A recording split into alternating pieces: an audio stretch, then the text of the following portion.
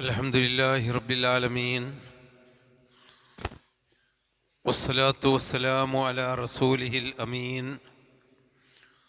വഅലാ ആലിഹി വസഹ്ബിഹി അജ്മഈൻ വഅലാ മൻ ഇത്തബഅഹും ബിഇഹ്സാനിൻ ഇലാ യൗമിദ്ദീൻ അമ്മാ ബഅദ്. അഊസു ബില്ലാഹി മിനശ് ശൈത്വാനിർ റജീം. بسم الله الرحمن الرحيم.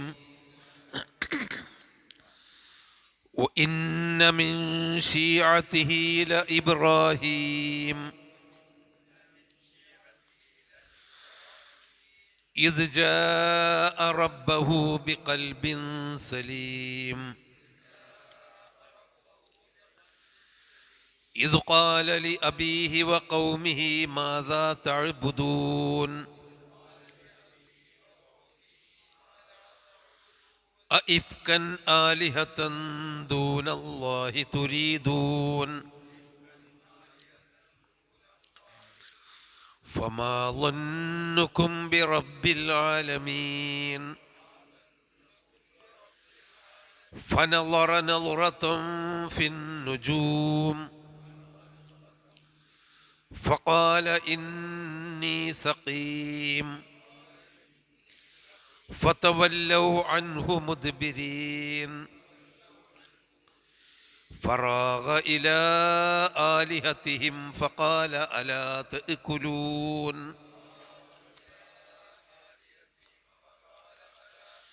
ما لكم لا تنطقون فراغ عليهم ضربا باليمين فأقبلوا إليه يزفون.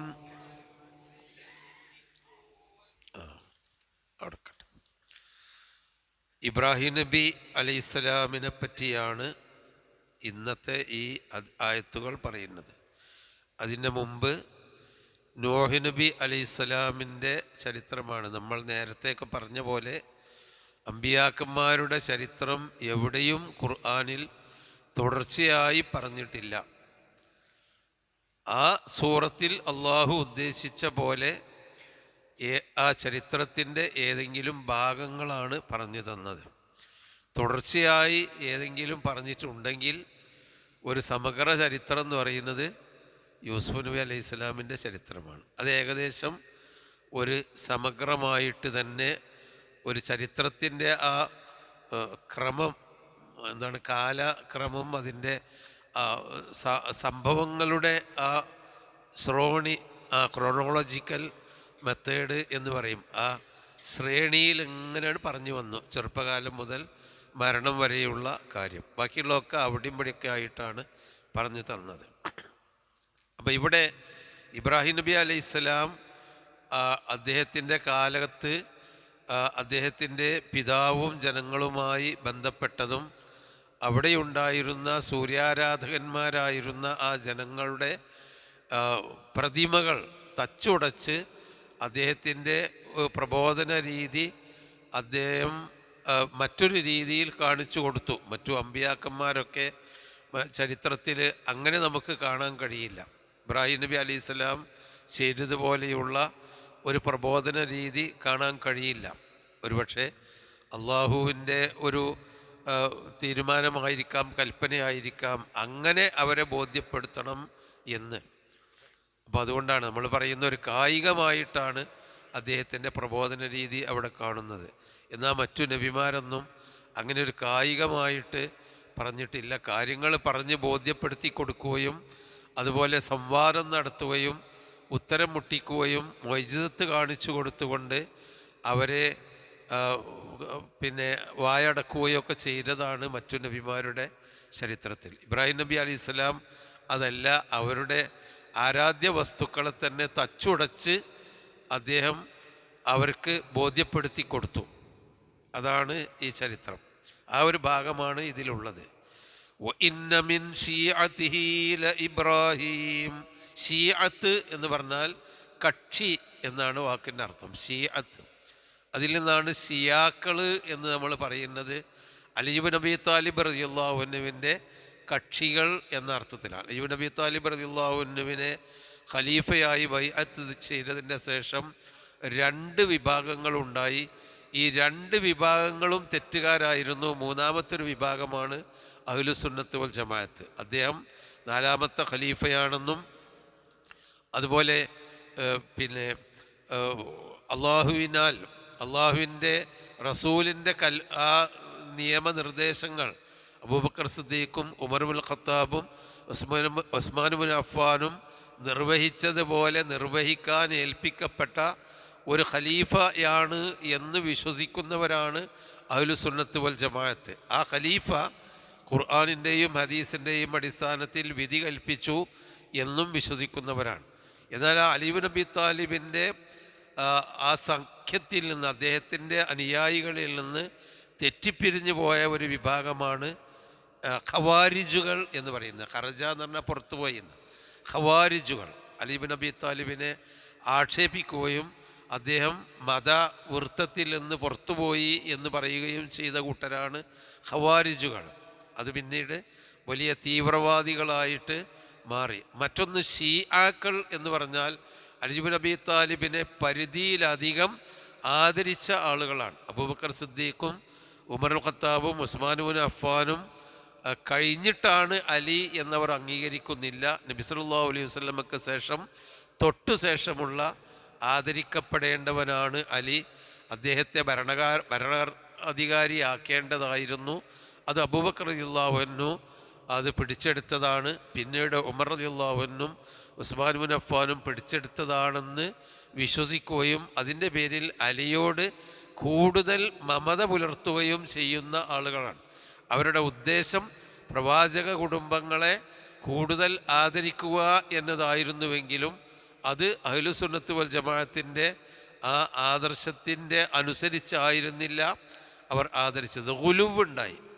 ഗുലുവ് എന്ന് പറഞ്ഞാൽ കൂടുതൽ പരിധി വിട്ട് ആദരിക്കുന്ന ഒരവസ്ഥ ഉണ്ടായി. അങ്ങനെയാണ് അലി ഇബ്നു അബീ ത്വാലിബിൽ വലിയ മഹത്വം ആരോപിക്കുമ്പോൾ അപ്പുറത്ത് അലി ഇബ്നു അബീ ആയിഷ റളിയല്ലാഹു അൻഹയും അതുപോലെ അബൂബക്കർ സിദ്ദീഖിനെയൊക്കെ മഹത്വമില്ലായ്മയും അവരെക്കാളൊക്കെ ഇവരാണ്, അവർ മോശക്കാരാണ് എന്ന് വരെ എത്തിച്ചേർക്കുന്ന ഒരവസ്ഥയിലേക്ക് ഷിയാക്കളുടെ ഓരോ കക്ഷികൾ എത്തിപ്പെട്ടു.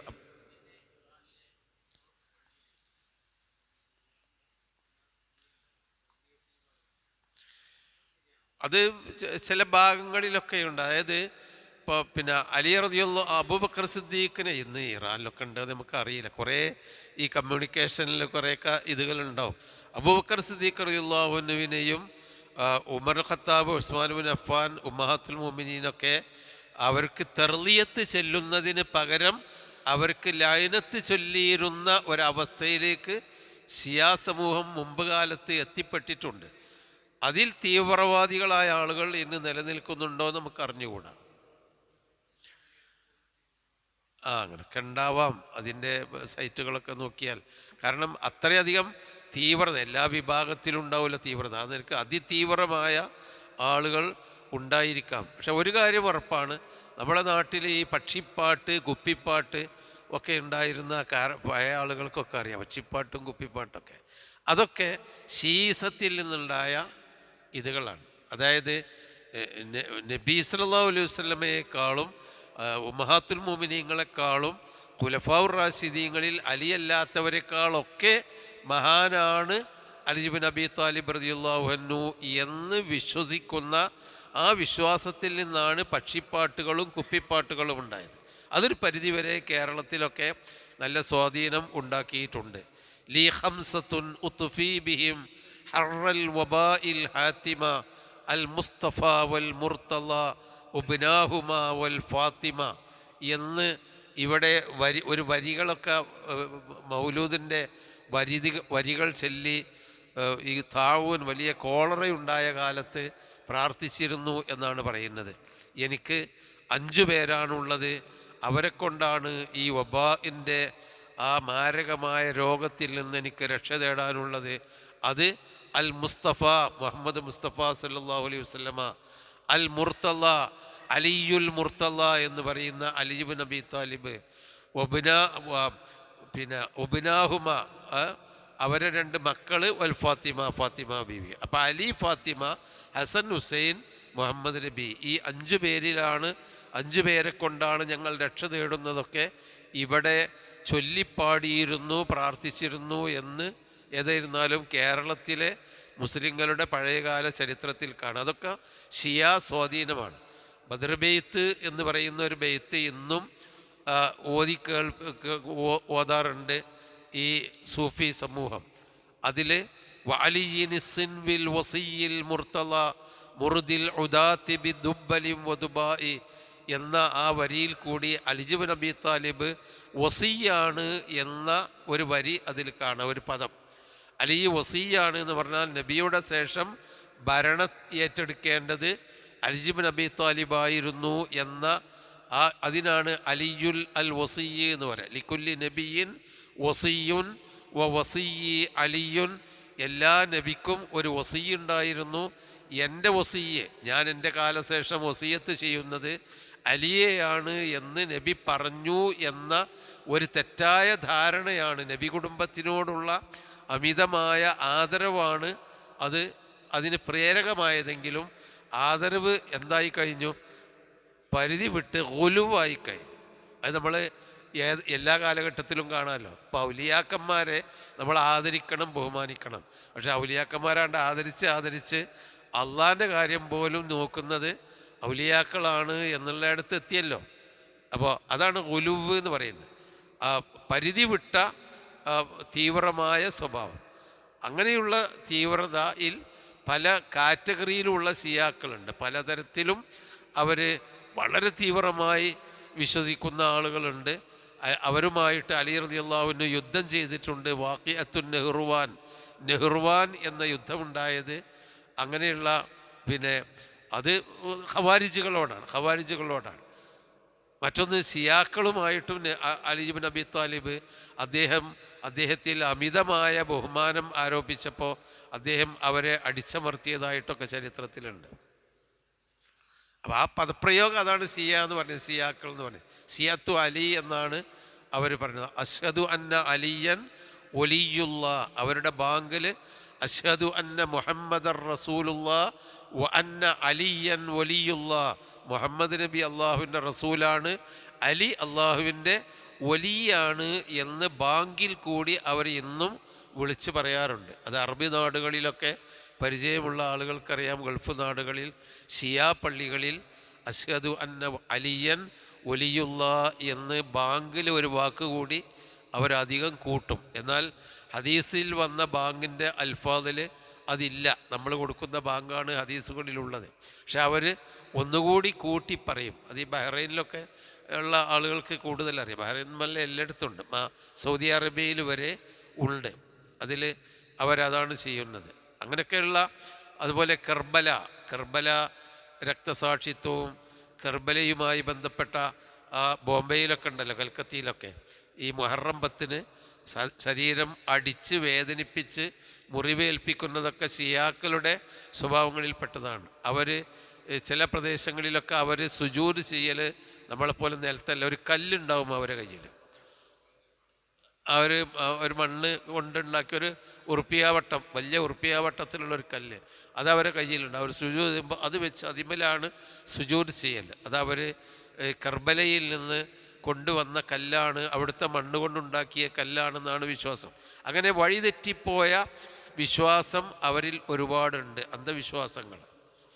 അവരാണ് ഈ ജാറങ്ങളും ഒക്കെ യഥാർത്ഥത്തിൽ ലോകത്ത് മരിച്ചുപോയ ആളുകളുടെ ഖബർ കെട്ടിപ്പൊക്കി അവർക്ക് പുണ്യം കൽപ്പിക്കുന്ന അവസ്ഥ, അവരാണ് ഉണ്ടാക്കിയത്. അത് നമ്മളെ വേറെ വിഷയമാണ്. ഇവിടെ ഇന്ന മിൻ ശിഅത്തിഹി ഇബ്രാഹിം എന്ന വാക്ക് പറഞ്ഞപ്പോഴാണ് ഞാനത് പറഞ്ഞത്. അദ്ദേഹത്തിൻ്റെ വിഭാഗത്തിൽപ്പെട്ടതാണെന്ന് പറഞ്ഞാൽ ആ അമ്പിയാക്കന്മാരുടെ ആ വിഭാഗത്തിൽപ്പെട്ടതാണ് എന്നേ അതിനർത്ഥമുള്ളൂ. ഇന്ന മിൻ ശിഅത്തി നൂഹിൻ അലൈഹിസ്സലാം, നൂഹ് അലൈഹിസ്സലാമിൻ്റെ ആ വർഗത്തിൽപ്പെട്ടത് തന്നെയാണ് ഷിയ എന്ന് പറഞ്ഞ കക്ഷി. നോഹിൻ്റെ കക്ഷി എന്ന് പറഞ്ഞാൽ എന്താ? അള്ളാഹുവിൻ്റെ പ്രവാചകന്മാരിൽ അള്ളാഹുവിൻ്റെ ദഅവത്ത് ജനങ്ങൾക്ക് പറഞ്ഞു കൊടുക്കാൻ വേണ്ടി നിയോഗിക്കപ്പെട്ട ആ വിഭാഗം അപ്പോൾ ആ വിഭാഗത്തിൽപ്പെട്ടതാണ് ഇബ്രാഹിം എന്ന് പറഞ്ഞാൽ നോഹ് നബി അലൈഹി സ്വലാമിനെ പോലെ തന്നെ മുർസലീങ്ങളുടെ കൂട്ടത്തിൽ ആ വിഭാഗത്തിൽപ്പെട്ടതാണ് ഇബ്രാഹിം. അതാ മിൻ ശിയഅത്തി നൂഹിൻ അലൈഹിസ്സലാം വമൻ ഹുവ അലാ തരീഖത്തിഹി ഫി നുബുവ്വത്തി വറിസാലത്തി. നോഹ് നബിൻ്റെ കക്ഷിയിൽപ്പെട്ടതാണ് റിസാലത്തും നുബുവ്വത്തും. നോഹ് നബി നിർവഹിച്ച പോലെ നിർവഹിക്കാൻ വേണ്ടി കൽപ്പിക്കപ്പെട്ടവരുടെ കൂട്ടത്തിൽപ്പെട്ടതാണ് വദഅവത്തിൽ ഖൽഖി ഇലല്ലാഹി, മനുഷ്യ സൃഷ്ടികളെ അള്ളാഹുവിലേക്ക് ക്ഷണിക്കാൻ വേണ്ടിയും നിയോഗിക്കപ്പെട്ട ആളുകളുടെ കൂട്ടത്തിൽപ്പെട്ടതാണ് ഇബ്രാഹിം അൽ ഖലീൽ അലൈഹിസ്സലാം. പിന്നെ വഇന്ന മിൻ ശിയഅത്തിഹി ലഇബ്രാഹിം ഇത് ജാഅ റബ്ബഹു, അദ്ദേഹം തൻ്റെ രക്ഷിതാവിൻ്റെ അടുക്കലേക്ക് ചെന്നു. ബിഖൽബിൻ സലീം, ഒരു നല്ല മനസ്സോടുകൂടി റബ്ബിൻ്റെ അടുക്കലേക്ക് ചെന്നു എന്ന് പറഞ്ഞാൽ പരലോകത്താണല്ലോ നമ്മൾ റബ്ബിൻ്റെ അടുക്കലേക്ക് ചെല്ലുക. ഇവിടെ അള്ളാഹുവിൻ്റെ കൽപ്പന സ്വീകരിച്ചുകൊണ്ട് ചെന്നു എന്നാണ് അർത്ഥം.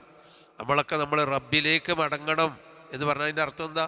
പഠിച്ചോൻ അവിടെ ഇരിക്കുന്നുണ്ട്, അവിടേക്ക് പോകണം എന്നല്ലല്ലോ, അള്ളാഹുവിൻ്റെ മാർഗത്തിലേക്ക് മടങ്ങണം എന്നാ. അതുപോലെ ഇർജാ റബ്ബഹു ബി ഖൽബിൻ സലീം, ഒരു സലീമായ, സലീമ എന്ന് പറഞ്ഞാൽ രക്ഷപ്പെട്ട മനസ്സോടുകൂടി എന്ന് പറഞ്ഞാൽ ശിർക്കിൽ നിന്ന് രക്ഷപ്പെടണം.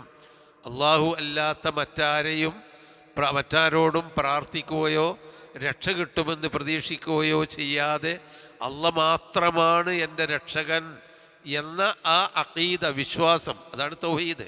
ആ തൗഹീദ്, അതിൽ അടിയുറച്ച ഒരു കൽബ് നമുക്കൊക്കെ വേണം. പഠിച്ചവനെ എന്നെ രക്ഷിക്കാനുള്ളൂ, വേറെ ആരും എന്നെ രക്ഷിക്കാനില്ല. വഅലം അന്നൽ ഉമ്മത്ത ലവിജ്തമഅത് അലാ അൻ യൻഫഉക ബിശൈഇൻ ലാ യൻഫഉക ഇല്ലാ ബിശൈഇൻ ഖദ് കതബല്ലാഹു ലക.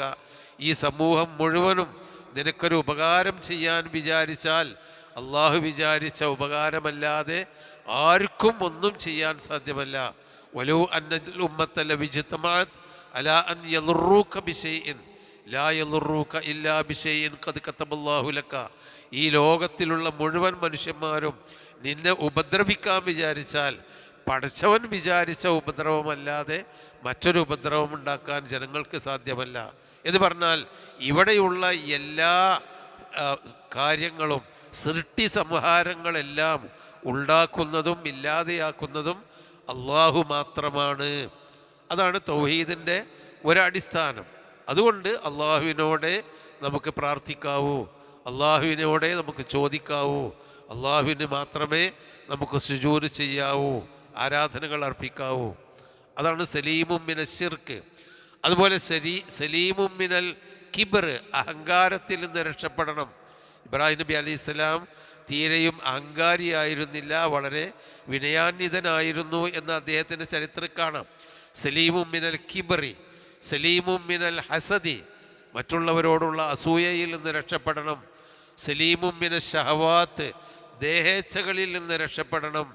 അതുപോലെ സലീമും മിനൽ റിയാ, ജനങ്ങളെ കാണിച്ചുകൊണ്ടുള്ള ഒരു ജീവിതത്തിൽ നിന്ന്, ജനങ്ങൾ കാണണമെന്ന് വിചാരിച്ച് സൽക്കർമ്മം ചെയ്യുന്ന ഒരു മനസ്സ് നമുക്കുണ്ടാവരുത്. സലീമും മിനൽ ഹിഖ്ദ്, ജനങ്ങളോടുള്ള വൈരാഗ്യത്തിൽ നിന്ന് നമ്മൾ രക്ഷപ്പെടണം. അപ്പോൾ എല്ലാ തിന്മകളിൽ നിന്നും രക്ഷപ്പെട്ട ഒരു മനസ്സോടുകൂടി എന്ന് പറഞ്ഞാൽ സാദാസീതമായ ഒരു മനസ്സോടുകൂടി അള്ളാഹുവിൻ്റെ അടുക്കലേക്ക് അദ്ദേഹം ചെന്നു എന്ന് പറഞ്ഞാൽ അള്ളാഹുവിൻ്റെ മാർഗത്തിലേക്ക് അദ്ദേഹം ചെന്നു. ഇത് കാല. അപ്പോൾ അതുകൊണ്ടാണ് അദ്ദേഹത്തിന് ആ സലീമായ മനസ്സുണ്ടായതുകൊണ്ടാണ് ബാപ്പ തെറ്റുകാരനാണ് എന്ന് കണ്ടപ്പോൾ ബാപ്പാനോടും ഉപദേശിച്ചു. എന്താണ്? ഇത് കാലലി അബീഹി, അദ്ദേഹം തൻ്റെ പിതാവിനോട് പറഞ്ഞു. ഈ ബാപ്പയാണ്, ബാപ്പനോട് പറയണ്ടെന്ന് വിചാരിച്ചില്ല. അതായത് ഒരു സലീമായ ഹൃദയം ഇല്ലെങ്കിൽ നമുക്ക് താല്പര്യമുള്ളവരോട് പറയില്ല, അല്ലെങ്കിൽ നമുക്ക് പേടിയുള്ളവരോട് പറയില്ല, നമുക്ക് പേടിയില്ലാത്തവരോടും നമ്മളെ കീഴിലുള്ളവരോടേ പറയൂ. അദ്ദേഹം അതല്ല, മുകളിലുള്ളവരോടും പറഞ്ഞു, കീഴിലുള്ളവരോടും പറഞ്ഞു, ബാപ്പാനോടും പറഞ്ഞു. കാരണം എല്ലാവരുമായൊക്കെ സമമാണ്. ഇത് കാലലി അബീഹി വഖൗമിഹി, തൻ്റെ പിതാവിനോടും തൻ്റെ ജനങ്ങളോടും അദ്ദേഹം ചോദിച്ചു, പറഞ്ഞു, മാതാ തഅ്ബുദൂൻ, നിങ്ങൾ എന്താണ് ആരാധിക്കുന്നത്? എന്താ ആരാധിക്കുന്നതെന്ന് ഇബ്രാഹിം നബി അലൈഹി സ്വലാമിന് അറിയാത്തത് കൊണ്ടല്ല. ബാപ്പ കൊത്തി ഉണ്ടാക്കിയ കല്ലുകളെ പൂജാവസ്തുക്കളാക്കി വെച്ചിട്ടാണ് ജനങ്ങൾ ആരാധിക്കുന്നതെന്ന് അയാൾക്കറിയാം. അപ്പം എന്താന്ന് ചോദിച്ചാൽ, എന്താ ചങ്ങൈമാരെ നിങ്ങളുടെ ഈ ആരാധന എന്നുള്ള അതിനെ നിസ്സാരമാക്കുന്ന തരത്തിലും അർത്ഥമില്ലാത്തതാണ് എന്ന അർത്ഥത്തിലുമാണ് മാതാ തഅ്ബുദൂൻ, എന്താണ് നിങ്ങൾ ആരാധിക്കുന്നത്?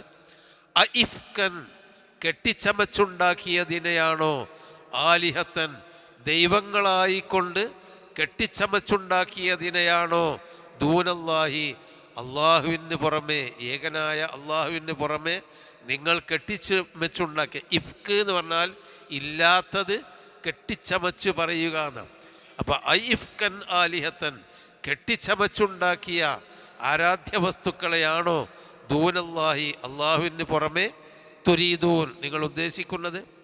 പഠിച്ചവനെ നിങ്ങൾക്ക് വിചാരിച്ചാൽ മതിയല്ലോ, പഠിച്ചവനെ ആരാധിക്കാനും പഠിച്ചവനിൽ നിന്ന് രക്ഷ തേടിയാൽ മതിയല്ലോ. അതിന് പകരം ദൂനല്ലാഹി, അള്ളാഹുവിന് പുറമെ, തുരീദൂന, നിങ്ങൾ ആഗ്രഹിക്കുന്നത് ഇഫ്കൻ ആലിഹത്തൻ, നിങ്ങൾ കെട്ടിച്ചമച്ചുണ്ടാക്കിയ ബിംബങ്ങളെയാണോ. ഇഫ്തറ എന്ന് പറഞ്ഞാലും അഫിക്ക ഇഫക്കു എന്ന് പറഞ്ഞാലും ഒരേ അർത്ഥം തന്നെയാണ്, കെട്ടിച്ചമച്ചു എന്ന്. അതാണല്ലോ ഹദീസുൽ ഇഫ്ക്ക് എന്ന് പറയുന്നത്.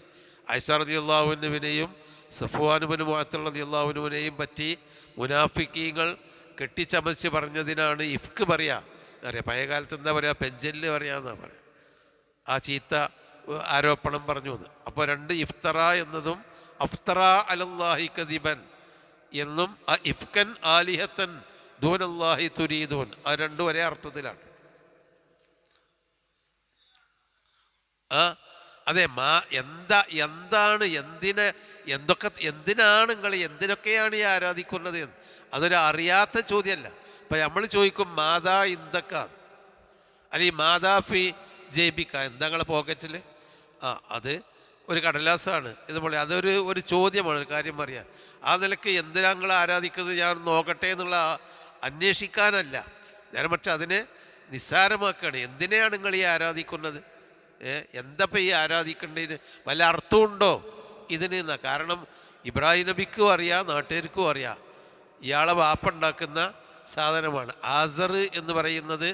ആ നാട്ടിൽ അന്ന് ജനങ്ങൾക്ക് ആരാധിക്കാൻ വേണ്ടി കല്ലുകൾ കൊത്തിയുണ്ടാക്കി പല രൂപത്തിലുണ്ടാക്കി കൊടുത്തിരുന്ന മനുഷ്യനായിരുന്നു. നമുക്ക് ഈ വേനൽക്കാലമായാൽ ഇവിടെ ആന്ധ്രയിൽ നിന്നോ ഉത്തരേന്ത്യയിൽ നിന്നൊക്കെ ഇങ്ങനെ ഈ പല കളറിലും പല ദൈവങ്ങളെയും മോൾഡ് ചെയ്തിട്ട് പിന്നെ കൊണ്ടുവന്ന് റോട്ടിൽ വെക്കുന്നത് കാണാം.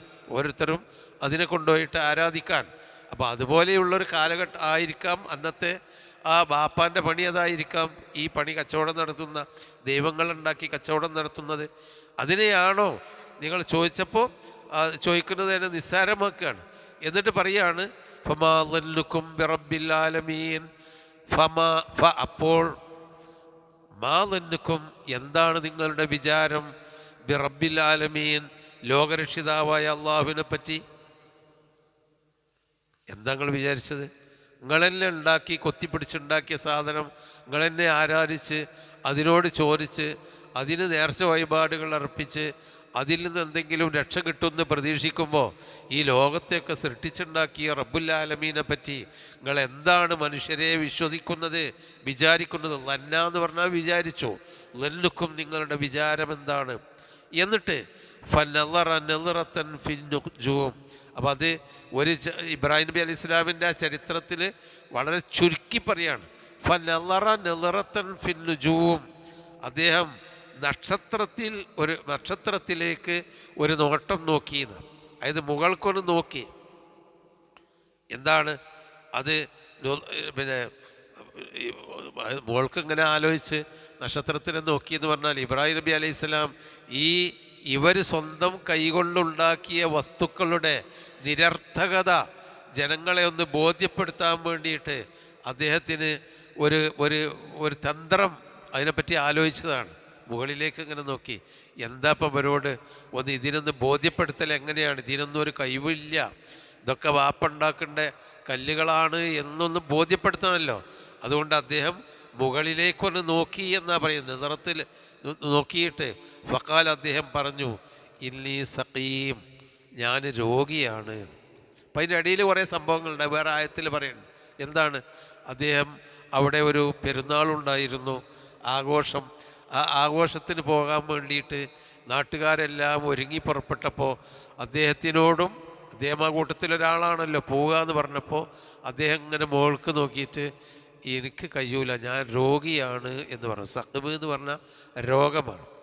ഞാനൊരു രോഗിയാണ് എന്ന് പറഞ്ഞു എന്നാണ്. ഇബ്രാഹിം നബി നബിയുടെ ഹദീസിൽ കാണാം, ഇബ്രാഹിം നബി അലൈഹിസ്സലാം 3 പ്രാവശ്യം ഒരു കളവ് പറഞ്ഞു എന്ന്. 3 കളവ്. പക്ഷെ അതൊരു തിന്മ സ്ഥാപിക്കാനുള്ള കളവല്ല, ഒരു നല്ല കാര്യത്തിന് വേണ്ടിയുള്ള കളവായിരുന്നു എന്ന്. അതെന്താണ്? ഒന്നാമത്തെ കളവ് ഇവിടെ പറഞ്ഞ്, അത് കദിബ് തന്നെയാണ് നബി പറഞ്ഞത്. അതെന്ന് വെച്ചാൽ ഞാൻ രോഗിയാണ് എന്ന് അപ്പം പറഞ്ഞു. ഞാനൊരു രോഗിയാണ് എന്ന് പറഞ്ഞാൽ എനിക്ക് പോരാൻ വയ്യ. മൂപ്പരുദ്ദേശിച്ചത് ശരീരത്തിൻ്റെ രോഗമല്ല, പിന്നെ മനസ്സുകൊണ്ടുള്ളൊരു രോഗമാണ്. എനിക്ക് വയ്യ, ഞാൻ ഭയങ്കര ക്ഷീണിതനാണെന്ന് പറഞ്ഞാൽ നിങ്ങളുടെ ഈ അന്ധവിശ്വാസമൊക്കെ കണ്ടിട്ട് എനിക്ക് പറ്റേ സോക്കടായി മാറിയിരിക്കണ്, ഞാൻ ചെയ്യാണ്ടില്ല എന്നുള്ള പോലെ. രണ്ടാമത്തെ ഒന്ന്, നിങ്ങൾ പിന്നെ ഒരിതുണ്ട്, അതായത് അതല്ല അതുണ്ട്. മറ്റൊന്ന് എന്താ വെച്ചാൽ ബൽ ഫഅലഹു കബീറും മൻ ഫഅല ഹാദാ ബി ആലിഹത്തിനായ ഇബ്രാഹിം. ഇവർ പോയേക്കാണ്, ഇയാൾ ഒറ്റക്കായല്ലോ, രോഗിയാന്ന് പറഞ്ഞപ്പോൾ എന്നാ ഓ പെരിയിലിരുന്നോട്ടെ, സോക്കടല്ലേ എന്ന് പറഞ്ഞ് മൂപ്പര ഒറ്റക്കാക്കി പോയി.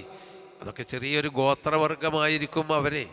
അപ്പോൾ അതാണ് നമ്മൾ വിചാരിക്കുന്ന ഒരു സാമൂഹിക ഘടനയൊന്നും ആവില്ല എന്ന്. അപ്പോൾ എല്ലാവരും ഉത്സവത്തിന് പോയപ്പോൾ ഇദ്ദേഹം ഈ ബിംബങ്ങളെയൊക്കെ കൊത്തി മുറിച്ചിട്ട് മഴു കോടാലി ഒരു വലിയ ബിംബത്തിൻ്റെ കഴുത്തിൽ വെച്ചു. എന്നിട്ട് അദ്ദേഹം അവിടെ അങ്ങനെ ഇരുന്നു. ഇവരെല്ലാവരും തിരിച്ചു വന്നപ്പോൾ ഇതൊക്കെ മുറിഞ്ഞു കിടക്കുകയാണ്. അപ്പോൾ ഇതാരാന്ന് ചോദിച്ചപ്പോൾ മൂപ്പര് പറഞ്ഞു ബൽ ഫഅലഹു കബീറുഹും, ആ ബിംബങ്ങളുടെ കൂട്ടത്തിലുള്ള വലിയ ബിംബമായിരിക്കും ചെയ്തത്. മൂപ്പർക്കൊന്നും പറ്റിയിട്ടില്ല, വലിയ ബിംബത്തിനൊന്നും പറ്റിയിട്ടില്ല. ഫസ് അലൂഹും, നിങ്ങൾ ചോദിക്കേ, വലിയതാണ്. ഫസ് അലൂഹും ഇൻകാനു യന്തിഖൂന, ഒരു മുണ്ട് സംസാരിക്കുമെങ്കിൽ നിങ്ങളൊന്ന് ചോദിച്ചു നോക്കാണ്, ആ വലിയ ബിംബറ്റ ചെയ്തതായിരിക്കും എന്ന് പറഞ്ഞു. അപ്പോൾ അതും ഇബ്രാഹിം നബി വ്യംഗ്യമായിട്ട് അവരെ പരിഹസിക്കാൻ വേണ്ടി പറഞ്ഞതാണ്. മൂന്നാമത്തേത്, അദ്ദേഹം ഷാമിൽ നിന്ന്, പലസ്തീനിൽ നിന്ന് ഈജിപ്തിലേക്ക് പോയപ്പോൾ അദ്ദേഹത്തിൻ്റെ ഭാര്യ സാറ അലൈഹിസ്സലാമിനെയും കൂട്ടി ഈജിപ്തിലേക്ക് പോയപ്പോൾ അവിടെയുണ്ടായിരുന്ന ഒരു രാജാവ്, ഒരു തോന്നിവാസിയായ രാജാവ് ഇദ്ദേഹത്തിൻ്റെ ഭാര്യയെ കണ്ടപ്പോൾ, ആ ഭാര്യ സൗന്ദര്യയായ ഒരു സ്ത്രീയായിരുന്നു, അവളെ പിടിച്ചു കൊണ്ടുപോയി, കൊള്ള ചെയ്ത് കൊണ്ടുപോയി. അപ്പോൾ ഇബ്രാഹിം നബി അലൈഹിസ്സലാം ഭാര്യയോട് പറഞ്ഞു, ഞാൻ ആരാണ്, കൂടുള്ളത് ആരാണെന്ന് ചോദിക്കും, ഭർത്താവാണ് എന്ന് പറയണ്ട, സഹോദരനാണ് എന്ന് പറഞ്ഞാൽ മതി, എൻ്റെ കാക്കയെന്ന് പറഞ്ഞാൽ മതി. കാരണം രാജാവിന് കൂടുതൽ പിന്നെ അദ്ദേഹത്തോട് ചോദിക്കണം. രാജാവ് ഇതാരാന്ന് ചോദിച്ചപ്പോൾ പറഞ്ഞു ഇതിൻ്റെ സഹോദരിയാണ്. അതൊരു പക്ഷേ അദ്ദേഹത്തിന് മറ്റേ ഭാര്യയാണെന്ന് പറഞ്ഞാൽ അദ്ദേഹത്തെ കൊല്ലുന്നോ അങ്ങനെയൊക്കെയുള്ള പേടി ഉണ്ടാവും. കാരണം കാട്ടാളന്മാരുടെ ഒരു കാലഘട്ടത്തിലാണല്ലോ അവരൊക്കെ ജീവിച്ചത്. അതുകൊണ്ടായിരിക്കണം സഹോദരിയാണ് എന്ന് പറയാൻ പറഞ്ഞു. പിന്നെ അതിനോടനുബന്ധിച്ച് സാറിനെ അവർ കൊണ്ടുപോയി. പക്ഷേ അവരെ തൊടാൻ ഇയാൾക്ക് സാധിച്ചില്ല. അവരുടെ അടുക്കലേക്ക് അടുക്കുമ്പോൾ ഇയാൾ പിന്നോട്ട് മറിഞ്ഞു വീണു. അങ്ങനെ കുറേ പ്രാവശ്യം അടുത്തിട്ടും അവളെ പ്രാപിക്കാൻ, അവളെ ശരീരത്തിന് വേണ്ടി ചെന്നപ്പോൾ അദ്ദേഹം തിരിച്ചു മറിഞ്ഞു വീണപ്പോൾ അവർക്ക് രാജാവ് പേടിച്ചുപോയി. ഇതെന്തോ ഒരു അദൃശ്യ കഴിവുള്ള ഒരു മഹാ അപകടകാരിയായ സ്ത്രീയാണ് എന്ന് ആ രാജാവിന് തോന്നി. അവർ തിരിച്ച് സാറയെ, സഹോദരൻ എന്ന് പറയുന്ന ഇബ്രാഹിമിൻ്റെ അടുക്കലേക്ക് അദ്ദേഹം കാത്തിരിക്കുന്നുണ്ടായിരുന്നു, പറഞ്ഞയച്ചു. ഇവിടുന്നാണ് പോയി കിട്ടിയാൽ മതി എന്നും പറഞ്ഞ് കൊണ്ടുപോകാൻ വേണ്ടി ഇബ്രാഹിം നബി സാറക്ക് ഇവിടുന്ന് കൊട്ടാരത്തിൽ നിന്ന് തിരിച്ചു പോകാൻ വേണ്ടി ഒരടിമയെയും കൊടുത്തു. അതാണ് ഹാജറ. എന്നുവെച്ചിപ്പോൾ ഇക്കോ പോകാൻ വേണ്ടി എനിക്ക് ഇത്രയെങ്കിലും തരാറിന് ഹാജറിനെയും കൊടുത്ത് അവിടുന്ന് പറഞ്ഞയച്ചു. അപ്പോൾ സാറ വീണ്ടും ഹാജറയെയും കൂട്ടി ഇബ്രാഹിം നബി അലൈഹി സ്വലാമിൻ്റെ അടുക്കലേക്ക് തിരിച്ചു വന്നു. അവർ ഷാമിലേക്ക് തന്നെ വന്നു. പിന്നീട് ആ ഹാജറയെ ഇബ്രാഹിം നബി അലൈഹിസ്സലാം വിവാഹം ചെയ്തു. സാറയുടെ നിർദ്ദേശം ആവശ്യപ്രകാരം. ഏതായാലും നമ്മൾക്ക് ഒരു കുട്ടി ഉണ്ടായിട്ടില്ല, ഒരു കുട്ടി കാണാൻ ഈ ഹാജറയെ നിങ്ങൾക്ക് തരാം, നിങ്ങൾ അവരെ വിവാഹം ചെയ്തു കൊള്ളുക എന്ന് പറഞ്ഞു. അവരിലുണ്ടായ കുട്ടിയാണ് ഇസ്മായിൽ അലൈഹിസ്സലാം. സാറയിലുണ്ടായ കുട്ടിയാണ് ഇസ്ഹാഖ് അലൈഹിസ്സലാം എന്നിങ്ങനെയാണ് ചരിത്രത്തിലുള്ളത്. അപ്പോൾ ആ ഒരു 3 പ്രാവശ്യം അദ്ദേഹം ഒരു തൗരിയത്ത് എന്നതിനെ പറ്റി പറയാം, ഒരു കളവല്ല, നേരെ മറിച്ച് തൽക്കാലം രക്ഷപ്പെടാൻ വേണ്ടി ഒരു ഉപായം പറഞ്ഞു. ഇന്നീ സഖീം, എനിക്ക് ക്ഷീണിതനാണ്, രോഗിയാണ് എന്ന് പറയുമ്പോൾ അദ്ദേഹം ഉദ്ദേശിക്കുന്ന, എന്നാൽ അവരെ ബോധ്യപ്പെടുത്തുന്നത് ശാരീരിക രോഗമാണ് എന്നാണ്. പക്ഷേ ഇബ്രാഹിം നബി ഉദ്ദേശിച്ചത് മനസ്സിന് ഭയങ്കര രോഗമുണ്ട്, ഓലപ്പം പോകാനും ഈ തോന്നിവാസത്തിൻ്റെ കൂടെ നിൽക്കാനും മൂപ്പർക്ക് ക്ഷീണമാണ്, കഴിയില്ല എന്നതാണ്. അതാണ് ഫഖാല ഇന്നി സഖീം, ഞാനൊരു രോഗിയാണ് എന്ന് പറഞ്ഞു. ഫതവല്ലൗ അൻഹു, അപ്പോൾ അവർ മുദ്ബിരീൻ, പിന്തിരിഞ്ഞു പോയി. തവല്ല എന്ന് പറഞ്ഞാൽ തിരിഞ്ഞു പോയി. മുദ്ബിരീൻ, പിന്നിട്ടുകൊണ്ട് അവർ പോയി എന്ന് പറഞ്ഞാൽ അദ്ദേഹത്തെ ഇവിടെ പിന്നിലാക്കി മറ്റോലെല്ലാവരും കൂടി അവിടെ നിന്ന് ഉത്സവത്തിലേക്ക് പോയി. അപ്പോൾ ഇബ്രാഹിം നബി അലൈഹി സ്വലാം നാട്ടിൽ ഒറ്റയായി. ഫറാഗ, അദ്ദേഹം ഓടിച്ചെന്നു. ഇലാ ആലിഹത്തിഹിം, അവരുടെ ഇലാഹുകളുടെ അടുക്കലേക്ക്. അത് കല്ലുകളും ബാപ്പയുണ്ടാക്കിയ കല്ലുകളാണല്ലോ, രൂപങ്ങളുമാണ്. ആ പിതാവ് കൊത്തിയുണ്ടാക്കിയ അവരുടെ ആലിഹത്തുകൾ എന്ന് പറയുന്ന, അവരുടെ ഇലാഹുകൾ എന്ന് പറയുന്ന ആ കല്ലുകളുടെ അടുക്കലേക്ക് അദ്ദേഹം ഓടിച്ചെന്നു. ഫഖാല, എന്നിട്ട് അദ്ദേഹം ചോദിച്ചു, അലാത്ത് ഇക്കുലൂൻ, നിങ്ങളെന്തേ തിന്നുന്നില്ലേ? അപ്പോൾ ആ ഇലാഹുകളുടെ മുമ്പിൽ അവർ നിവേദ്യങ്ങളും ഭക്ഷ്യവസ്തുക്കളും ചീരണികളൊക്കെ കൊണ്ടുപോയി വെച്ചിട്ടുണ്ടായിരുന്നു. അതെന്താ തിന്നാത്തത് എന്ന് ചോദിച്ചത്, അത് തിന്നൂലാന്നും കല്ലാന്നും ഇബ്രാഹിം നബിക്ക് അറിയാത്തത് കൊണ്ടല്ല, പക്ഷേ അതിനെ ഒന്ന് നിന്ദ്യമാക്കി ആ മനസ്സിൻ്റെ ആ വെറുപ്പ് പ്രകടിപ്പിച്ചതാണ്. അലാത്ത് ഇക്കുലൂൻ, നിങ്ങളെന്തേ തിന്നുന്നില്ലേ? മാലക്കും, നിങ്ങൾക്കെന്തു പറ്റി? ലാ തൻതിഖൂൻ, നിങ്ങൾ മിണ്ടുന്നില്ലല്ലോ എന്ന് ചോദിച്ചു. എന്ന് പറഞ്ഞാൽ അതിനോടുള്ള നിന്ദ്യതയും നിസ്സാരതയും ഒന്നും കഴിവില്ലാത്തവരാണ്, അതിനെയാണല്ലോ മറ്റുള്ളവർ രക്ഷയ്ക്ക് വേണ്ടി പ്രാർത്ഥിക്കുന്നത് എന്ന് ബോധ്യപ്പെടാനാണ്, സ്വയം ഒരു ബോധ്യപ്പെടുത്താനാണ്. അലാത്ത് ഇക്കുലൂൻ മാലക്കും ലാത്ത് തന്തിക്കൂൻ, നിങ്ങൾ തിന്നുന്നില്ല, മിണ്ടുന്നില്ലല്ലോ. നത്തക്ക എന്ന് പറഞ്ഞാൽ സംസാരിച്ചു. മാലക്കും, നിങ്ങൾക്കെന്തു പറ്റി? ലാ തൻതിഖൂൻ, നിങ്ങൾ സംസാരിക്കുന്നില്ലല്ലോ എന്ന് അദ്ദേഹം അങ്ങനെ ചോദിച്ചു. ഒരുപക്ഷെ അതിനോട് ചോദിച്ചിട്ട് കാര്യമില്ലല്ലോ, മനസ്സുകൊണ്ട് പറഞ്ഞതായിരിക്കാം. ആ നിസ്സാരതയും അതിൻ്റെ നിരർത്ഥകതയും അദ്ദേഹം ഇങ്ങനെ പറഞ്ഞിട്ട് ഫറാഗ അലൈഹിം ലർബൻ, അതിൻ്റെ നേരെ അദ്ദേഹം ചെന്നു. ലർബൻ ബിൽ യമീൻ, വലത്തെ കൈകൊണ്ട് എന്ന് പറഞ്ഞാൽ വളരെ ശക്തിയായിട്ട് അടിക്കാൻ വേണ്ടി ചെന്നു. റാഗ അലൈഹിം, അവരുടെ അടുത്തേക്ക് അദ്ദേഹം ചെന്നു. ലർബം ബിൽ യമീൻ, യമീന് കൊണ്ട് അടിക്കുക. ലർബ് എന്ന് പറഞ്ഞാൽ വെട്ടുക, അടിക്കുക എന്നൊക്കെയാണ് ലർബിന് പറയാം. അപ്പോൾ യമീൻ എന്ന് പറഞ്ഞാൽ നല്ല ശക്തിയുള്ള, വലത്തെ കൈ കൊണ്ട് എന്ന് പറയുമ്പോൾ വളരെ ശക്തമായി അതിനെ വെട്ടി നുറുക്കാൻ വേണ്ടി ആ ബിംബങ്ങളുടെ അടുക്കലേക്ക് ചെന്നു. അപ്പോൾ 2 റാഗുണ്ട് ഇവിടെ, മേലെ റാഗുണ്ട്, അതും ഇലാഹുകളുടെ അടുക്കലേക്ക് ഓടിച്ചെന്നു എന്നാണ് ഇവർ. എന്നിട്ട് ഇങ്ങനെ എന്താ മിണ്ടാത്തത്, എന്താ തിന്നാത്തത് എന്ന് പറഞ്ഞിട്ട് വീണ്ടും അതിനെ ലർബ് ചെയ്യാൻ വേണ്ടി, വെട്ടി നുറുക്കാൻ വേണ്ടി അവയുടെ അടുക്കലേക്ക് ചെന്നു. പിന്നെ അതൊക്കെ വെട്ടി നുറുക്കി. എന്നിട്ട് ആ കോടാലി വലിയ ബിംബത്തിൻ്റെ കഴുത്തിൽ കെട്ടിത്തൂക്കി വെച്ചു. അതിനെ അദ്ദേഹം വെട്ടി നുറുക്കിയില്ല. അതൊക്കെ ഇദ്ദേഹം മറ്റുള്ളവരോട് ന്യായം പറയാനുള്ള ഒരു തന്ത്രമായിരുന്നു എന്നൊക്കെ മറ്റു ആയത്തുകളിൽ കാണാം. എന്നിട്ട് അക്ബലു, അവർ ഉത്സവമൊക്കെ കഴിഞ്ഞ് വന്നു. അക്ബലു ഇലൈഹിം, ഇലൈഹി, അദ്ദേഹത്തിൻ്റെ അടുക്കലേക്ക് അവർ മുന്നിട്ട് വന്നു. അതായത് വന്നു നോക്കുമ്പോൾ അതൊക്കെ വെട്ടി ഉറുക്കപ്പെട്ടിട്ടുണ്ട്. ഇതാരാ ചെയ്തത് എന്ന് അവർ പരസ്പരം ചോദിച്ചു. അപ്പോൾ ഇബ്രാഹിം അവിടെ ഇബ്രാഹിം എന്ന് പറയുന്ന ഒരാളുണ്ടായിരുന്നു, അവനായിരിക്കും, അവനോട് ചോദിക്കുക എന്ന് ആളുകൾ അങ്ങോട്ടും ഇങ്ങോട്ടൊക്കെ ചെന്നു. അപ്പോൾ ഇതിൻ്റെ ഉടമകൾ, ഈ പ്രതിമകളുടെയൊക്കെ ഉടമകൾ അങ്ങോട്ട് ചെന്നു. അക്ബലു ഇലൈഹി, അദ്ദേഹത്തിൻ്റെ അടുക്കലേക്ക് യസിഫൂൻ, ഓടിച്ചെന്നു. ഇത് വലിയൊരു പ്രശ്നമാണല്ലോ, ഓടിച്ചെന്നു.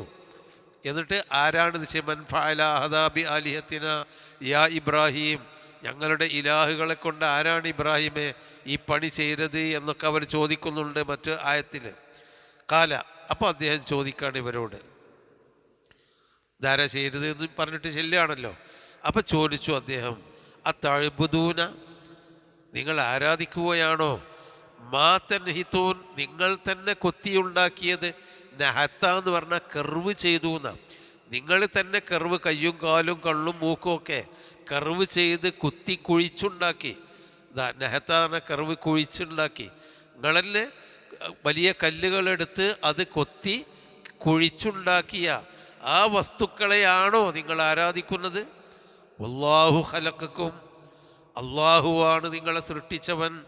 വമാ തഅ്മലൂൻ, നിങ്ങൾ പ്രവർത്തിക്കുന്നതും അള്ളയാണല്ലോ സൃഷ്ടിച്ചത്. എന്നിട്ട് എന്താണ്, നിങ്ങൾ തന്നെ കൊത്തി കുഴിച്ചുണ്ടാക്കിയ ഈ വസ്തുക്കളെ ആരാധിക്കുകയാണോ?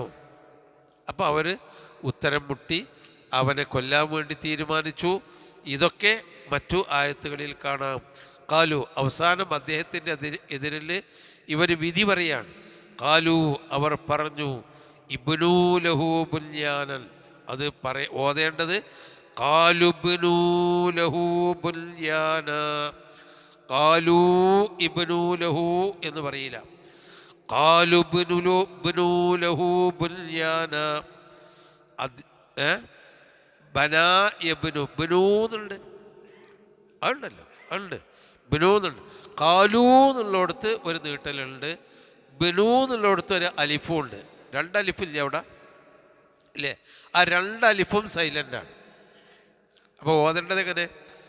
കാലു ബനൂ ലഹു, കാലു ബനൂ ലഹു, അതാ കാലു ബനൂ ലഹു. അത് വേർപിരിച്ച് ഓതുകയാണെങ്കിൽ കാലു ഇബ്നൂ ലഹു ബുൻയാന എന്നാണ് വേർപിരിച്ച് ഓതുമ്പോൾ.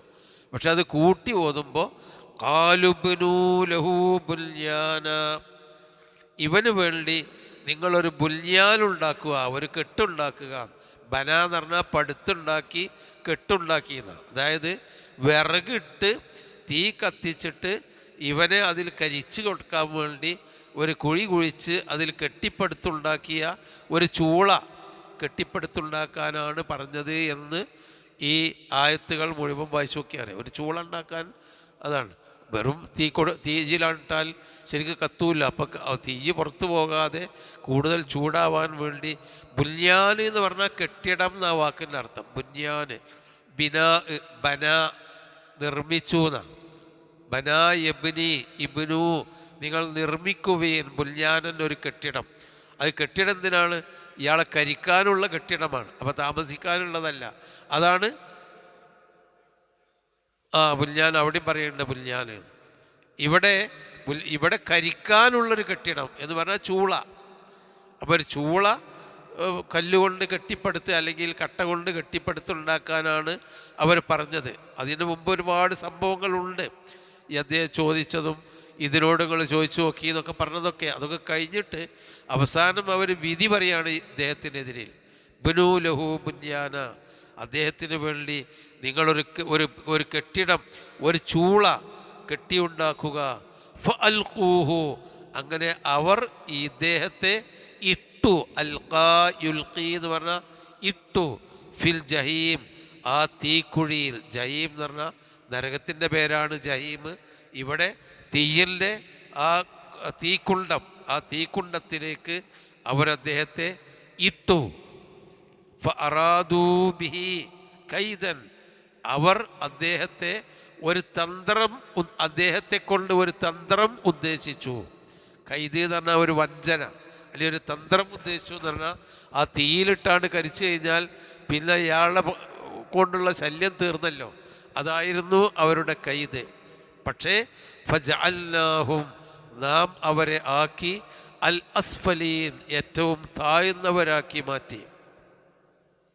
അവരിദ്ദേഹത്തെ തീയിലിട്ട് കരിച്ച് വെണ്ണീറാക്കാൻ ഉദ്ദേശിച്ചു. അതാണ് ഫഅറാദൂ ബിഹി കൈദൻ. പിന്നെ മറ്റു ആയത്തുകളിൽ പറയുന്നുണ്ട്, ഖുൽനാ യാ നാറു കൂനി ബർദൻ വസലാമൻ അലാ ഇബ്രാഹിം. തീയിനോട് അല്ലാഹു തആല കൽപ്പിച്ചു, ഇബ്രാഹിം നബിയെ നീ കരിക്കരുത്, ഇബ്രാഹിം നബിക്ക് നീ ചൂടേൽപ്പിക്കരുത്, നേരെ മറിച്ച് ഇബ്രാഹിം നബിക്ക് നീ രക്ഷയാവണം. തീയിന് കരിക്കാനുള്ള ശക്തി കൊടുത്ത ആ സൃഷ്ടിയോട് സൃഷ്ടാവായ അള്ളാഹ് പറഞ്ഞു, ആ ശക്തി ഇബ്രാഹിം നബിക്ക് നീ കൊടുക്കരുത്, ഉപയോഗിക്കരുത്. അപ്പം ഇബ്രാഹിം നബിക്ക് തീയ് തണുപ്പായി മാറി. അതാണ് ഖുൽനായ നാറു കൂനി ബർദൻ വസലാമൻ അലാ ഇബ്രാഹിം. അതിപ്പോൾ ഈ ആയത്ത് തീയ് തണുപ്പായി എന്നുള്ളതിന് പൊള്ളിയാൽ ഓതി ഊതണ്ട ആയത്താണത് എന്ന് പറയാറുണ്ട്. അതൊക്കെ ഒരു പ്രാമാണികമല്ല, വെറുതെ പറയുന്ന കാര്യങ്ങളാണ്. ഓരോരോ വാക്കിൻ്റെ അർത്ഥം വെച്ചിട്ട് അങ്ങനെയാണ് പറയുന്നതേ ഉള്ളൂ. അങ്ങനെയൊന്നും നബി സല്ലല്ലാഹു അലൈഹി വസല്ലമ പഠിപ്പിച്ചിട്ടില്ല. പക്ഷേ ഒരു കാര്യം ഇതാണ്, തീയിന് ഇനി ഷെയ്ഖ് മുഹൈദ്ദീൻ അബ്ദുൽ ഖാദിർ ജീലാനിയുടെ മൗലൂദിലുണ്ട്, വകുൽതു മഅ ഇബ്രാഹീമ മുൽഖം ബിനാരി ഫമാ ബാറദൻ നീറാനു ഇല്ലാ ബിതഫ്ലതി. അത് വലിയ മുഹൈദ്ദീൻ മൗലൂദിലുണ്ട്. അതൊക്കെയാണ് ഈ ഷെയ്ഖുമാരെ പറ്റിയും ഔലിയാക്കളെ പറ്റിയൊക്കെ റഹിമഹുമുള്ള. അവരൊക്കെ മഹാന്മാരും അള്ളാഹുവിൻ്റെ അടുത്തവരുമായിരുന്നു. പക്ഷേ അവരോടുള്ള അമിതമായ ആദരവ് പറഞ്ഞ് അവർ ഈ മുഹൈദ്ദീൻ ഷെയ്ഖ് ഇത്രയും പറഞ്ഞിട്ടുണ്ട് എന്നാണ് അവർ പറയുന്നത്. അതിൻ്റെ വിശ്വാസികൾ, അന്ധവിശ്വാസികൾ എന്താണ്, വകുൽതു മഅ ഇബ്രാഹീമ, ഇബ്രാഹീമിൻ്റെ കൂടെ ഞാനുണ്ടായിരുന്നു, മുൽഖം ബിനാരിഹി, അദ്ദേഹത്തെ തീയിലിട്ടപ്പോൾ, ഫമാ ബർദത്തിൻ നീറാൻ, ആ തീ തണുത്തു പോയിട്ടില്ല, ഇല്ലാ ബിത്തഫുലത്തി, എൻ്റെ തുപ്പലേച്ചിട്ടല്ലാതെ. അപ്പോൾ ഷെയ്ഖ് മുഹൈദ്ദീൻ അബ്ദുൽ ഖാദിർ ജീലാനി ഇബ്രാഹിം നബിയുടെ ഈ തീയിലിട്ടപ്പോൾ ആ തീയിൽ പോയിട്ട് തുപ്പിയപ്പോൾ അത് തണുപ്പായത് കൊണ്ടാണ് അദ്ദേഹം രക്ഷപ്പെട്ടത് എന്ന് വിശ്വസിക്കുന്നു. ഇതാണ് അന്ധവിശ്വാസം എന്ന് പറയുന്നതാണ്. അതിനാണല്ലോ ഈ മടവൂർ ഔലിയ എന്താണ്, ലോകം മുഴുവനും നിയന്ത്രിക്കുന്നു, ഖബറിലിരിക്കുന്നത് കാണുന്നു, ഖബറിൽ കടന്നുകൊണ്ട് അദ്ദേഹം വിമാനങ്ങൾ കൂട്ടിമുട്ടുന്നത് നിയന്ത്രിക്കുന്നു, ട്രാഫിക് നിയന്ത്രിക്കുന്നു. ആകാശലോകത്ത് നിന്നൊക്കെ വിശ്വസിക്കുകയും അത് പറയുകയും അത് വിശ്വസിക്കുകയും ചെയ്യുന്ന മനുഷ്യന്മാർക്ക് ഭക്തിയാണ്. പക്ഷെ അള്ളാഹ് പറയാണ്, ഖുൽനാ, നാം പറഞ്ഞു, യാ നാറു, തീ, കൂനി ബർദൻ, നീ തണുപ്പാവണം. അപ്പോൾ അള്ളാഹ് അങ്ങനെ പറഞ്ഞു, മറ്റേ ആൾ തുപ്പിയിട്ടാണ് എന്ന് അവിടെയും പറഞ്ഞു. അത് അങ്ങനെ ഒരുപാട് വിശ്വാസങ്ങളുണ്ട്. വകുൻതു മഅ യഅഖൂബ ഫീ ഗുശ്വി ഐനിഹി ഫമാ ബരിഅത് ഐനാഹു ഇല്ലാ ബി തഫ്ലത്തി എന്നതുകൊണ്ട്. അതായത് യാക്കൂബ് നബി അലൈഹിസ്സലാം യൂസുഫ് നബി അലൈഹിസ്സലാമിനെ കാണാതായത് കൊണ്ട് കരഞ്ഞ് കണ്ണിൻ്റെ കാഴ്ച പോയപ്പോൾ മൂപ്പരാണ് അതിനെ തോണ്ടി തടവിക്കൊടുത്ത് കണ്ണിന് കാഴ്ച നൽകിയത്.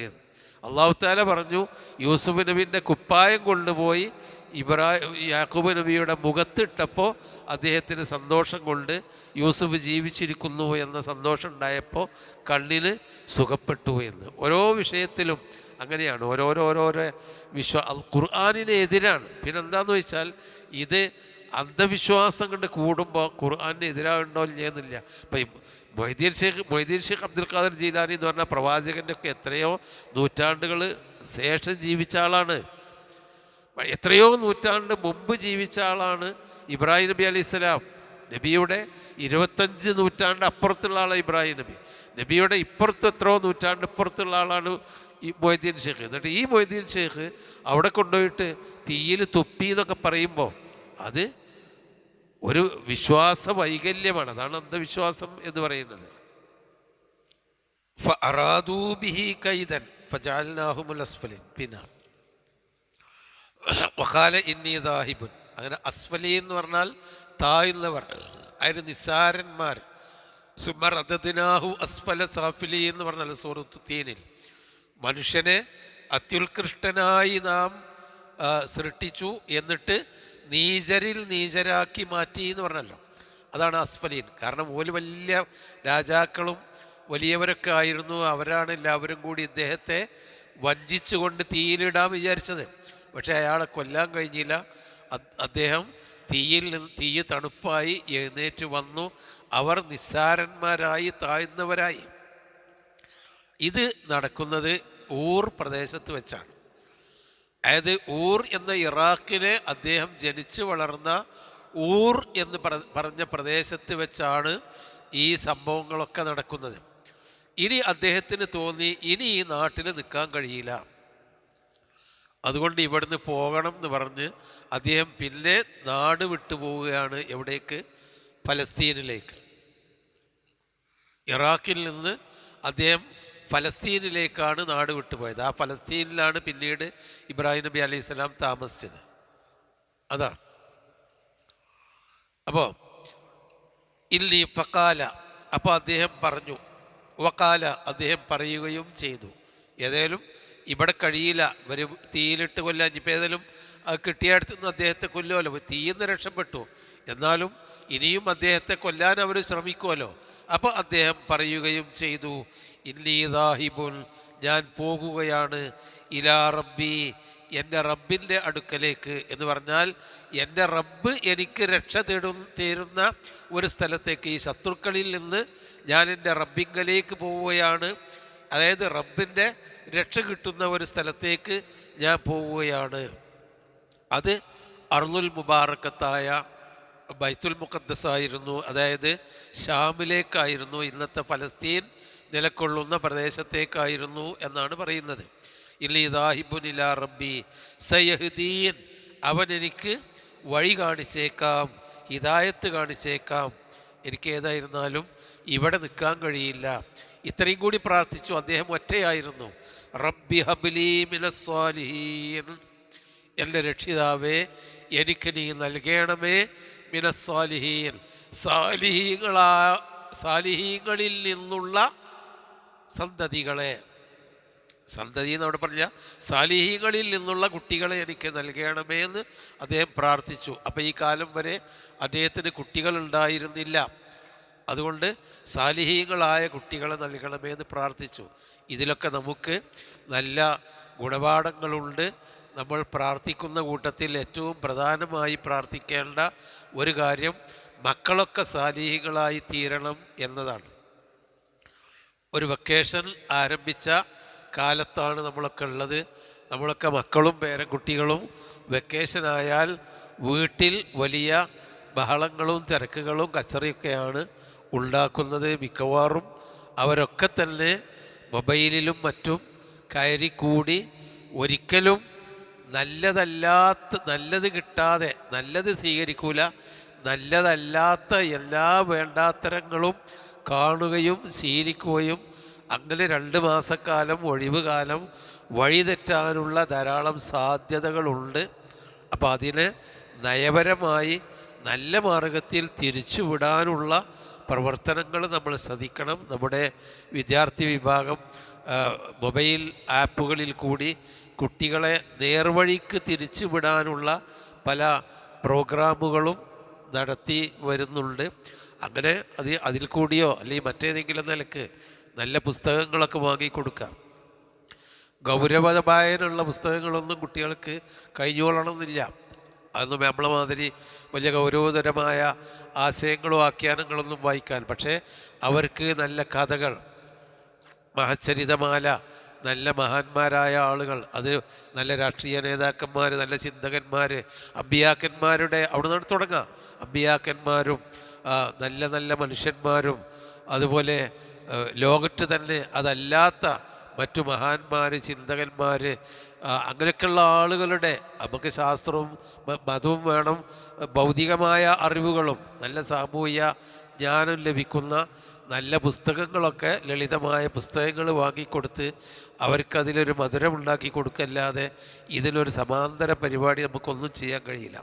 കുട്ടികൾ ഇതിലേക്കങ്ങോട്ട് ഇറങ്ങിയിട്ട് സോഷ്യൽ മീഡിയയിലേക്ക് ഇറങ്ങി മെല്ലെ മെല്ലെ ഗെയിംസുകൾ തുടങ്ങും. അവസാനം അതിൽ കൂടി അപകടകരമായ തോന്നിവാസത്തിലേക്ക് പോകും. അതിലൊക്കെ വഴി നമ്മൾ കാണണം.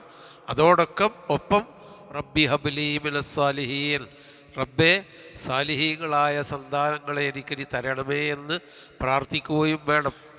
നമ്മൾ മരിച്ചാലും നമ്മളെ മക്കൾ റബ്ബി ഗുഫ്ർലി വലിവാലിദയ്യ റബ്ബി റഹംഹുമാ കമാ റബ്ബയാനി സഗീറ എന്ന് പ്രാർത്ഥിക്കുന്ന മക്കളാവണം. നമ്മളെ വാപ്പയും ഉമ്മയൊക്കെ മഹാഭാഗ്യവാന്മാരാണ് ഒരർത്ഥത്തിൽ. എന്താ കാരണം? അവരൊന്നും വലിയ വിവരവും കാര്യവും ശാസ്ത്രവും ടെക്നോളജിയൊന്നും അവർക്ക് ഉണ്ടായിരുന്നില്ല. പക്ഷേ നമ്മളൊക്കെ ആ മാതാപിതാക്കൾക്ക് വേണ്ടി പ്രാർത്ഥിക്കുന്നുണ്ട്.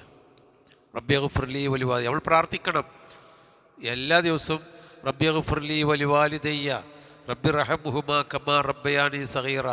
പാപ്പക്കും ഉമ്മാക്ക് വേണ്ടി നമ്മൾ പ്രാർത്ഥിക്കണം. ആ പ്രാർത്ഥിക്കണം എന്നുള്ളൊരു ബോധം നമുക്ക് കിട്ടിയത് തന്നെ മഹാഭാഗ്യമാണ് നമ്മളെ വാപ്പാർക്കും ഉമ്മാർക്കും, അവർ മരിച്ചു പോയാലും. കാരണം നമ്മുടെ പ്രാർത്ഥന അവർക്ക് കിട്ടിക്കൊണ്ടിരിക്കും. പക്ഷേ നമ്മുടെ മക്കളുടെ പ്രാർത്ഥന നമുക്ക് കിട്ടുമോ? അത് നമ്മൾ ശ്രദ്ധിക്കണം. നമ്മളുടെ മരണശേഷം നമുക്ക് കിട്ടാനുള്ള ഏക സമ്പത്ത്, വരുമാനം പ്രാർത്ഥനയാണ്. അത് മക്കളിൽ നിന്നല്ലേ ആദ്യം കിട്ടേണ്ടത്.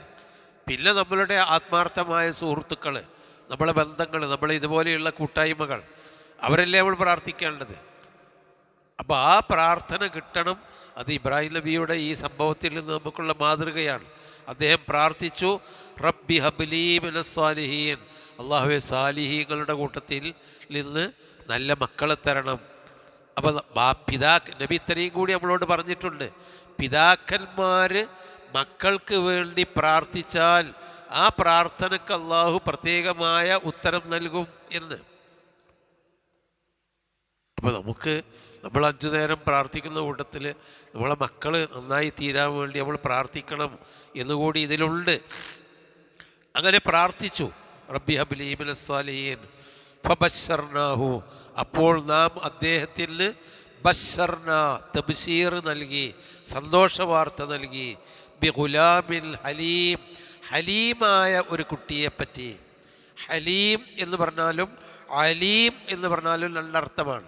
ഹാഇൻ്റെ സ്ഥാനത്ത് ഐനാണെങ്കിൽ അറിവുള്ള കുട്ടി എന്നാണ്. അള്ളാഹു അലീം, അറിവുള്ളവൻ.